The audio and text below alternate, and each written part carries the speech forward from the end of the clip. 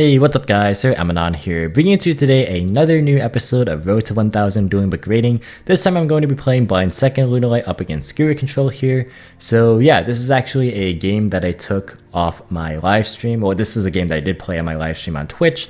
If you guys aren't aware, I do stream on twitch.tv somewhat regularly. I don't have a concrete schedule quite yet, but if you want to give me a follow and watch these games be played out live, go ahead and follow me on Twitch. Link is in the description box as always. But yeah, I'm always going to have these games as sort of post-duel commentaries, just so you can get the analytical side of things. But if you want to see these games be played out and get my perspective, live and in the flesh, so to speak, you can go ahead and follow me right there. But we are going to be going ahead and jumping right into this gameplay here. So it doesn't really matter who won the die roll. I believe I won it, but I'm blinding second, obviously, and Guru wants to go first anyway. And you can see this is a build that is drastically different from my most recent blind second Lunalight list, and it's 44 cards. This is not a very good list, admittedly. It plays a lot of really bricky cards and just too many non-engine cards, so you get hands like this where you just can't play the game. But yeah, I was playing this, I think I played this game on the first day of the new format, like when the DuelingBook ladder reset. So I was just trying to figure out what people were playing and adjusting accordingly. And this is like one of the very first test runs of the build before I actually fully refined it. And I'm not happy with my current build, obviously, but yeah, this build definitely could have used some improving for sure. But yeah, we have Nibiru, which is totally dead. We have Shadal Beast. I'm playing Shadal Fusion, and I added the Beast as a target because I'm playing Emerald to like shovel back the Winda so I can like use multiple copies of Fusion. Like that was like my idea.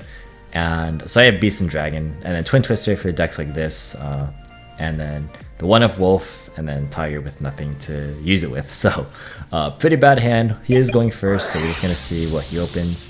He dualities into a There Can Be Only One, which is really bad for us because a lot of our natural outs are in our Lunalight engine, and obviously we can't abuse our Tiger if There Can Be Only One is up. So we have to rely on stuff like Mind Control, or it theoretically would be Shadal Fusion, but it's dead in this matchup. He sets a Twin Twister, which he's interestingly maining, and he has an Ash in hand, and he's going to pass it back.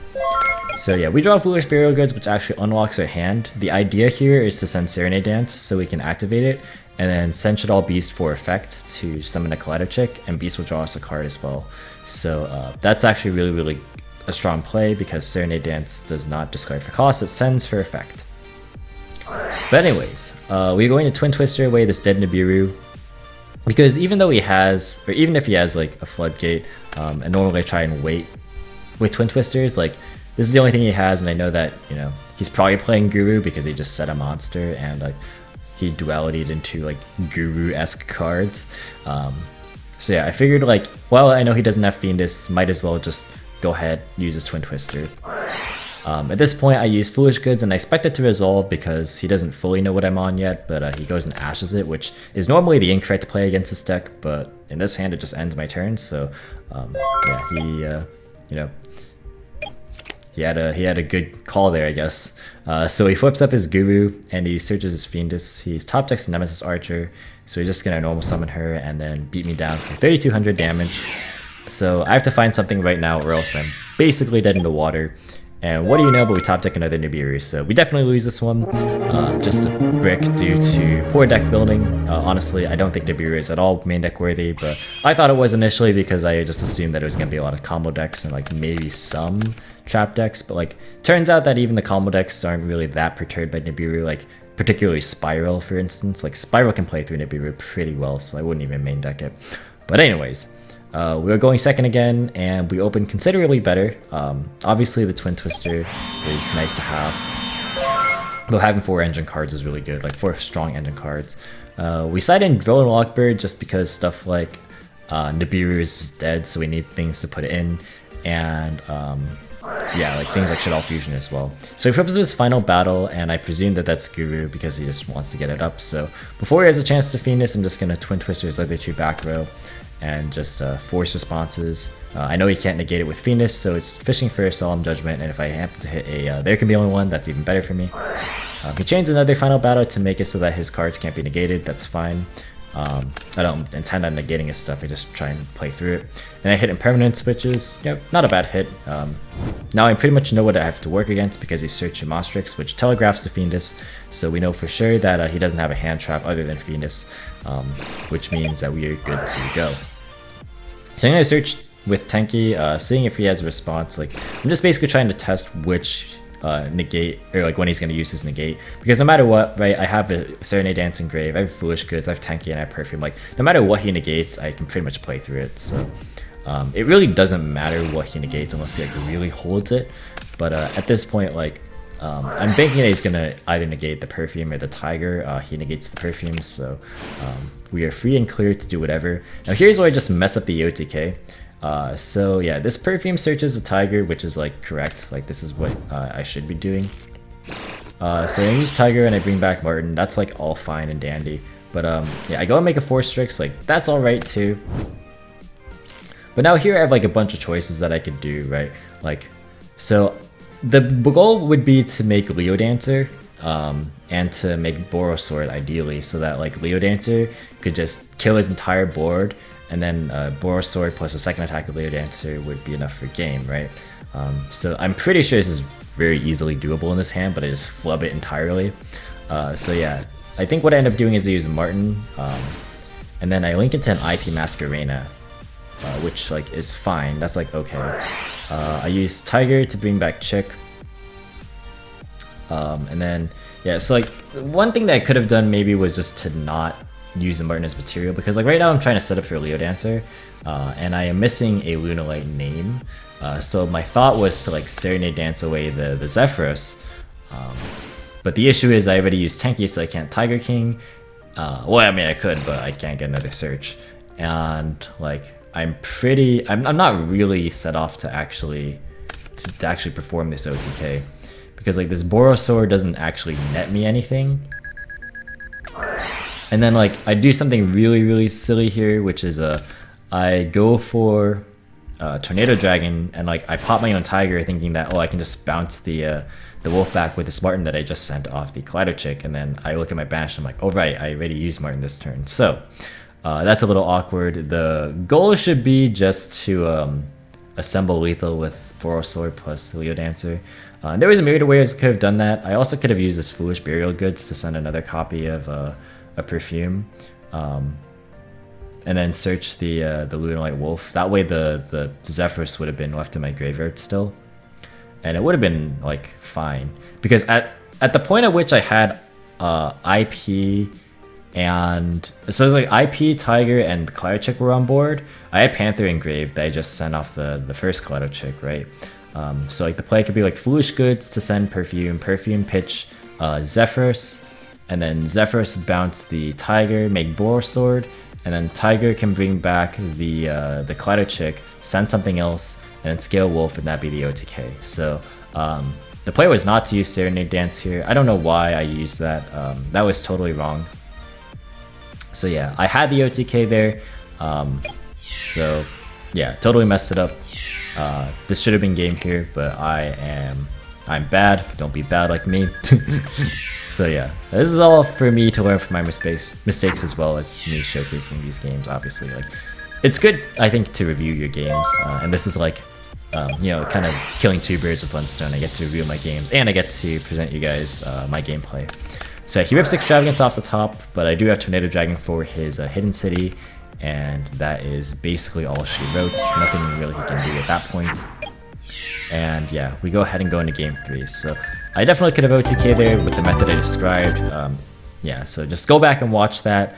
When I go to the IP with the Kaleido Chick and send the Panther Dancer and I have Zephyros in hand, what you should be doing there is use the Foolish Goods to send Perfume, pitch Zephyros, search Wolf, and then do the full play. So anyways, but fun fact, in that last game, I actually used the Wolf monster effect to do piercing battle damage, broken. Anyways, moving on here. Game 2, he goes, game 3, he opens Extravagance again, but he doesn't really find anything too great. He does have Expected Border, but I luckily have Mind Control for it. So he evenly is bored, and Mind Control is his border. Unfortunately, I can't really do a whole lot. like I can't really search anything meaningful. Like the idea would be to try and like search Emerald Bird, but even if borders on my field, I can't use effects, so I just have to like go with the flow, and I accidentally misclick and give him the Tornado Dragon. But Tornado Pass is like for a top deck Hidden City or something.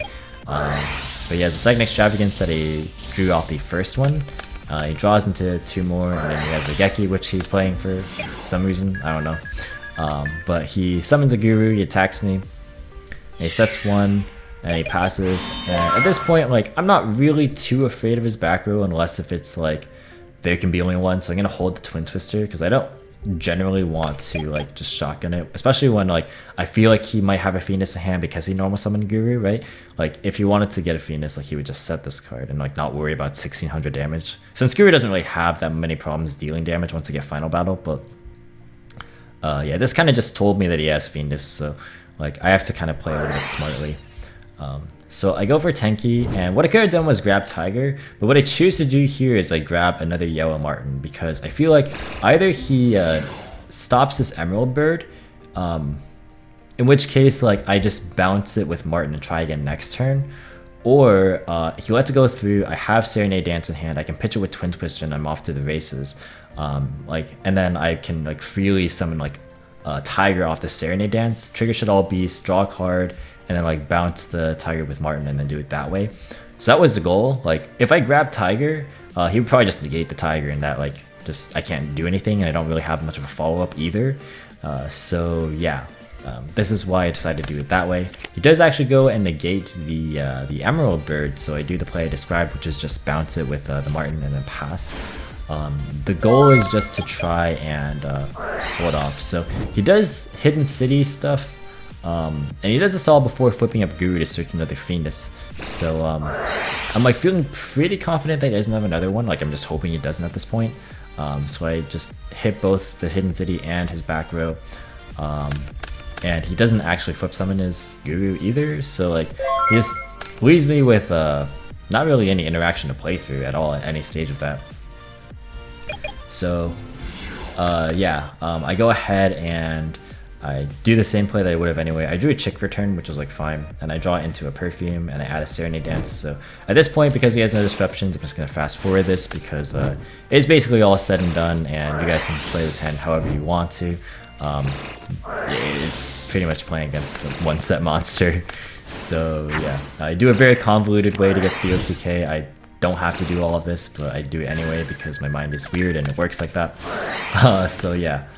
This is Borosaur plus Suidancy plus a random Abyss Dweller that's just chilling there. And yeah, we go for the OTK, we lock out the battle phase, and we close the game out right there.